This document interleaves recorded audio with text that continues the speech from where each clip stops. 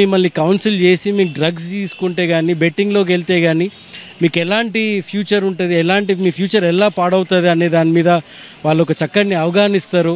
అంతేగాని అది మేము రీహాబ్లోకి వెళ్ళకూడదు, అక్కడికి వెళ్తే మమ్మల్ని ఒక పేషెంట్ లాగా చూస్తారు, అలాంటి ఆలోచనలు ఏం పెట్టుకోకండి. దయచేసి డ్రగ్స్ కానివ్వండి బెట్టింగ్ జోలికి వెళ్ళకండి, ఇది నా విజ్ఞప్తి.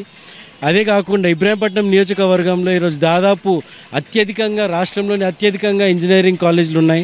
ఎక్కడైతే ఇంజనీరింగ్ కాలేజీలు ఉంటాయో అక్కడ యూత్ ఎక్కువ ఉంటారు. యూత్ ఎక్కువ ఉన్న దగ్గర ఇలాంటి చెడు వ్యసనాలు ఎక్కువ ఉంటాయి. ఈ చెడు వ్యసనాలకి అందరికీ కూడా కాలేజ్ యాజమాన్యాలతో కూడా ప్రతి నెల మా పోలీస్ బృందం కానివ్వండి, మా పార్టీ కార్యకర్తలు కానివ్వండి, ఖచ్చితంగా వాళ్ళ దగ్గరికి నెలకు ఒకసారి ఒక అవేర్నెస్ ప్రోగ్రామ్ ఒకటి పెడతానే ఉన్నారు.